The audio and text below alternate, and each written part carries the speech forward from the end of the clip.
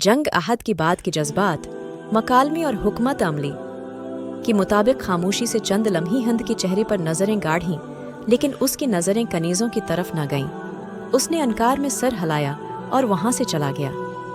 कुछ देर बाद मैदान जंग की होलनाकी में से हिंद की बुलंद और मुतरन्नम आवाज़ सुनाई देने लगे।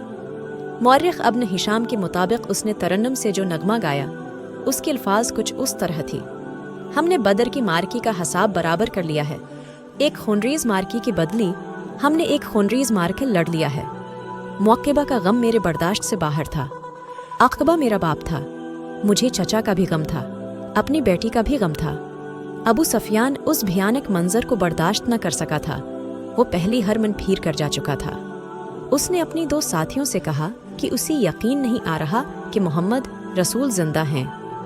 मोहम्मद की पीरोकारो, अबू सफियान ने बुलंद आवाज़ से कहा, क्या तुम में मोहम्मद जिंदा है? रसूल करीम की हमने आवाज़ सुनी तो अपनी अर्द गर्द बैठी हुई मुसलमानों को इशारा किया कि वो खामोश रहें। अबू सफियान ने अपना सवाल और ज़्यादा बुलंद आवाज़ से दोहराया। अबू सफियान ने घोड़ी को दौड़ाया। उसने नीचे देखा।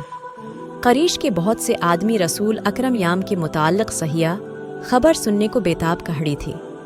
अबू सफियान ने तंज़ीह क़बक़बा लगाया और बुलंद आवाज़ से बोला, अब्नुल ख़त्ताब, तेरा खुदा तुझे हमसे महफूज रखे, किया तो अब भी हमें सज़ा देने की बात कर रहा है।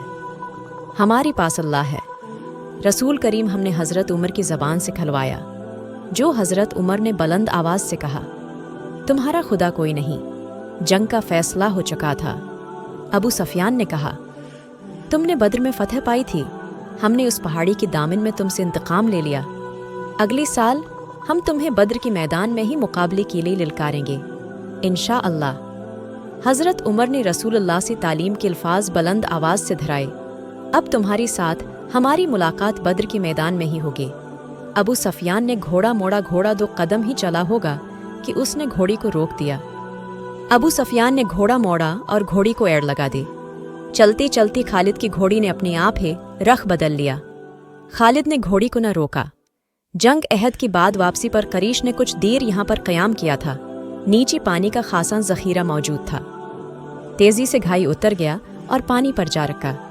खालिद घोड़ी से कूद कर नीचे उतरा और दो जानू होकर चलो भर भर कर अपनी चेहरे पर पानी फेंकने लगा।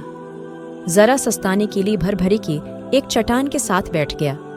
उसी वो वक्त याद आया जब अहद की मार्के के बाद अहल करीश वापस आई थी। उन्होंने मदीना से कुछ दूर आकर क़याम किया था। इस क़याम के दौरान करीश की सरदार इस बहस में उलझा गई थी कि वापस में पहुंचा जाए या मुसलमानों पर एक और हमला किया जाए।